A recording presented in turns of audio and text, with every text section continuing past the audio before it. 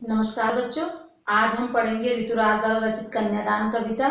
इस कविता में ऋतुराज ने एक बेटी को विवाह देते हुए समय, उसको कन्यादान करते समय जो माँ का दुख होता है, उस दुख का वर्णन किया है। साथ में माँ अपनी बेटी को क्या सीख दे रही है, ये भी उन्होंने वर्णन किया है। तो ये कविता बहुत सुंदर कविता उन्होंने लिखी है, उस समय के हिसाब से भी और आज के हिसाब से भी। कई बार हमें छिटपुट घटनाएं सुनने को मिलती हैं दहेज की। तो इसमें माँ अपनी बेटी को समझा रही है कि तुम अपने अस्तित्व की पहचान रखना, क्योंकि तुम्हारा अस्तित्व की पहचान तुम्हारे ज्ञान और तुम्हारी समझदारी है, न कि तुम्हारे पहनने के वस्त्र और आभूषण है। मतलब तुम इस भ्रम में मत रहना कि मुझे ओढ़ने और पहनने को बहुत अच्छी अच्छी चीजें मिल रही हैं, तो इसका मतलब मुझे बहुत सम्मान मिल रहा है। तुम्हारी वास्तविक पहचान का ज्ञान होना बहुत जरूरी है। ये माँ अपनी बेटी को शिक्षा देते हुए कन्यादान कर रही है। कितना प्रमाणिक था उसका दुख लड़की को दान में देते वक्त, जैसे वही उसकी अंतिम पूंजी हो। मतलब ऋतुराज जी कहते हैं कि उस माँ के दुख का कितना प्रमाण रहा होगा। कहने का मतलब है कि कोई प्रमाण नहीं है। वो माँ कितनी दुखी रही होगी जो अपनी बेटी को दान में देते वक्त उसको ऐसा महसूस हो रहा है जैसे वही उसकी अंतिम पूंजी हो, क्योंकि पूंजी इंसान को धन से भी ज्यादा प्यारी होती है। पूंजी उसने अपने धन का कुछ हिस्सा बचा के रखी रहती है, तो पूंजी से इसलिए बेटी की तुलना की गई है। वैसे तो बेटी धन बहुत बड़ा धन है, उससे पूंजी की तुलना का मतलब जैसे अपनी बहुत सारी पूंजी को इंसान जब किसी को सौंपता है तो उसको एक बार भी लगता है कि मैं अपनी इतनी पूंजी दे रहा हूँ। तो ऐसा उस माँ का दुख लग रहा है कि कितना प्रमाणिक था उसका दुख लड़की को दान में देते वक्त, जब वो अपनी बेटी को दान में दे रही थी, अपनी बेटी का विवाह कर रही थी। मतलब तो जैसे वही उसकी अंतिम पूंजी हो, क्योंकि लड़की अभी सयानी नहीं थी, अभी इतनी भोली सरल थी कि उसे सुख का आभास तो होता था लेकिन दुख बांचना नहीं आता था। लड़की अभी सयानी नहीं थी, मतलब लड़की छोटी थी अभी, और वो सरल थी और भोली थी, उसको सुख का आभास तो होता था।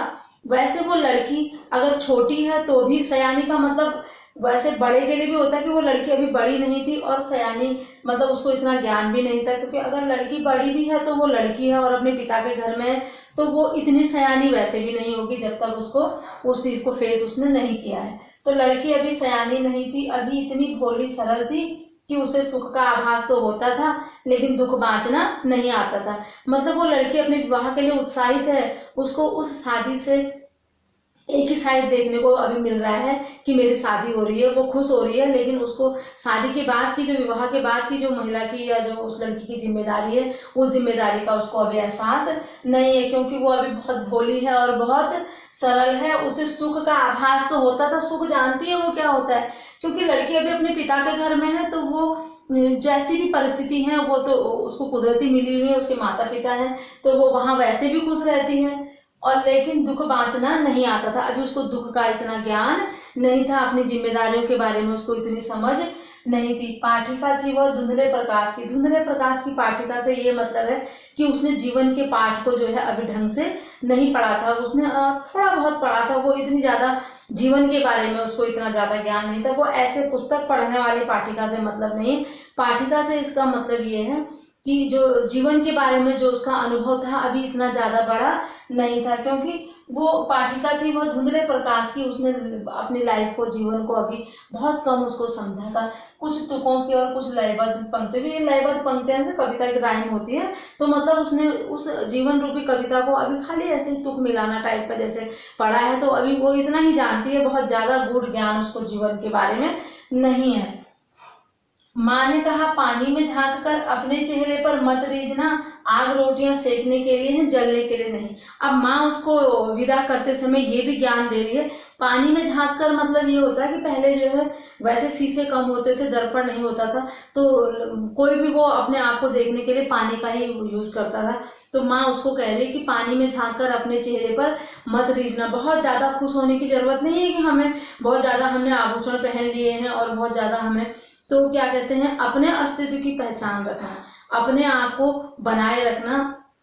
ये कह रही हो कि पानी में अपने चेहरे को, माँ ने कहा पानी में झांक कर अपने चेहरे पर मत रीझना। बहुत ज्यादा खुश होने की आवश्यकता नहीं है तुम्हें कि हमने इतने आभूषण पहने हैं, क्योंकि आग रोटियां सेकने के लिए है, जलने के लिए नहीं है। से एक ये भी इंगित कर रहे हैं कवि कि तुम जा रही हो तो तुमने रोटियां बनाना तक तो ठीक है, क्योंकि रोटी बनाने का तो बनाएंगे तभी हमने खाना है, कोई भी महिला हो चाहे कोई भी पुरुष हो, अगर कोई खाना बना रहा है या वो कमा के ला रहे हैं तो वो उनका दायित्व है, लेकिन रोटी बनाने तक ही उस आग का प्रयोग होना चाहिए। इससे ये मतलब होता है कि कहीं ऐसा नहीं कि तुम मतलब गई तो वहाँ रोटी बनाने के लिए हो, लेकिन कुछ खबरें इस तरह की भी आती हैं कि स्टोव फट गया, वो जल गई लड़की, या फिर ये सब घटनाएं कई बार हमें देखने को मिलती है। ऐसा नहीं है कि ऐसा समाज में नहीं होता। तो माँ उसे सिखा रही है कि रोटी बनाने तक सीमित है, मतलब अपने अधिकारों का तुझे ज्ञान होना चाहिए, तुम वहाँ जाना, काम करना, क्योंकि आग रोटियां सेकने के लिए है, जलने के लिए नहीं है। तो रोटी बनाना अच्छी बात है, लेकिन उस आग से जलना गलत बात है। तुम्हें इतना तो पता होना चाहिए कि हमारे अधिकारों का हमें क्या ज्ञान है और हमने अपने अधिकारों का कैसे प्रयोग करना है। वस्त्र और आभूषण शाब्दिक भ्रमों की तरह बंधन है स्त्री जीवन के। वस्त्र और आभूषण मतलब एक ये फंसाने वाली चीज बना रखी है ताकि वो बहुत खुश हो जाएगी। जिस तरह कई बार हम ऐसा देखते हैं कि बहुत ज़्यादा घर में घरेलू हिंसा होती है, कुछ गलत किसी स्त्री के साथ होते हुए हम सुनते भी हैं और हम देखते भी हैं, लेकिन अगले ही पल हम उन्हें इतना खुश देख लेते हैं कि वो अपने आभूषणों में खुश हो जाती हैं और अपने वस्त्रों में खुश होते हैं। ये एक भ्रम है, मतलब फंसाने वाली चीज है। तो लड़की को स्वयं में ये एहसास होना चाहिए कि वास्तविकता में हमारी इज्जत कर रहा है, वो हमारे अस्तित्व की कोई पहचान है। या तो ये जब तक उसके अपने अंदर से उस लड़की के मन में ये ज्ञान अपने आप नहीं आएगा, तब तक किसी के कहने से उसका कोई प्रभाव नहीं पड़ेगा। लेकिन माँ तो अपनी बेटी को समझती है और माता का दायित्व भी बनता है कि वो ससुराल जाते हुए बेटी को अपनी ये सीख तो दे कि वस्त्र और आभूषण शाब्दिक भ्रमों की तरह बंधन है स्त्री जीवन के। ये तो सब स्त्रियों को भरमाने के लिए बनाया गया है ताकि वो इन चीज़ों में खुश रहे कि चलो आज मुझे बहुत सुंदर उन्होंने 5,000 की या कितने की भी मतलब बहुत अच्छे कपड़े दिला दिए हैं, मुझे आभूषण दिला दिए हैं। वो आभूषण तुम्हारी पहचान नहीं है, बस तुम भी एक व्यक्ति हो। जैसे लड़का एक व्यक्ति है वैसे लड़की एक व्यक्ति है। तो अपनी पहचान अपने कार्यों से करना, ये चीज़ स्वयं तुम्हारे अंदर होनी चाहिए, क्योंकि ये जो चीज़ें तुम्हें पहनाई जा रही हैं अभी, ये एक भ्रम के लिए पहनाई जा रही हैं। माँ ने कहा लड़की होना पर लड़की जैसी दिखाई मत देना। इसका मतलब ये नहीं है कि लड़की होना पर लड़की जैसी दिखाई मत देना है कि लड़कियों ने लड़कों के वस्त्र पहनने, वो उसकी मर्जी है, वो कोई भी वस्त्र पहने, लेकिन वो अंदर से मतलब ऐसा नहीं कि वो है लड़की, उसको लड़की ही रहना है, लेकिन लड़की जैसी दिखाई मत देना। वो इसलिए कह रहे हैं कि कई लड़कियों के साथ इसलिए भी दूसरा मतलब ससुराल वाले उसको इसलिए भी दबा देते हैं कि वो लड़की है, कमजोर है, कुछ कह नहीं पाएगी।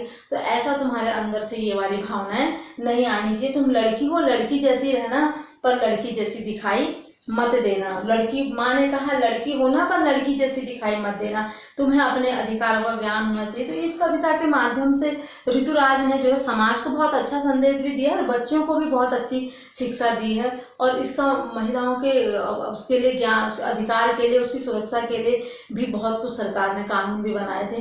तो कई बार ऐसा भी होता है कि उसका प्रयोग गलत के लिए भी कर देते हैं, क्योंकि सच्चाई का जब तक पता नहीं होता तब तक उन्हें ये ठीक से पता नहीं चलता कि सच में इनके साथ हिंसा हुई है या नहीं हुई है। तो एक लड़की को शुरुआत से ही इतना ज्ञान होना चाहिए कि अगर हमारे साथ कोई गलत कह रहा है या हमें कोई गलत बात कह रहा है तो इतना ज्ञान होना चाहिए कि तुम उस गलती का विरोध करो, उस गलत का विरोध करो, न कि तुम उस इंसान का विरोध कर रहे हो।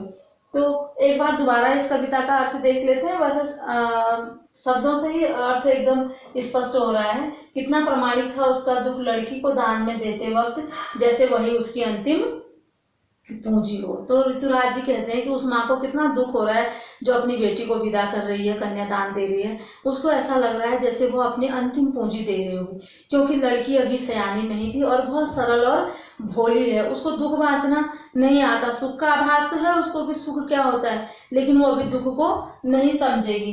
पाठिका है वो धुंधले प्रकाश की, कुछ लयबद्ध पंक्तियों की और कुछ तुकों की। माँ ने कहा पानी में झाँक कर अपने चेहरे पर मत रीझना, मतलब अपने सौंदर्य पर खुश होने की ज्यादा तुम्हें आवश्यकता नहीं है, क्योंकि आग जो है रोटियां सेकने के लिए, जलने के लिए नहीं। मतलब तुम्हें अपने अधिकारों का ज्ञान होना चाहिए। वस्त्र और आभूषण सब शाब्दिक भ्रमों की तरह हैं, बंधन है स्त्री जीवन के। जो वस्त्र स्त्री को सुंदर सुंदर वस्त्र पहन के और बहुत सारे आभूषण और बहुत सारे जेवर पहन के जो वो महिला खुश होती है, तो वो एक भ्रम रखा गया है। अगर उसको सही मायने में अधिकार और सम्मान नहीं मिला है। ठीक है, वस्त्र और आभूषण भी उसी के लिए बनाए गए हैं, लेकिन सही में वो अधिकारी जो है, वस्त्र और आभूषण कम हो जाए कोई बात नहीं, सही में वो स्त्री जो है सम्मान की अधिकारी है, और वो भी एक व्यक्ति है, न कि उसको उसके लिए एक अलग भावना हो कि ये औरत है और ये आदमी, दोनों एक जैसे ही हैं।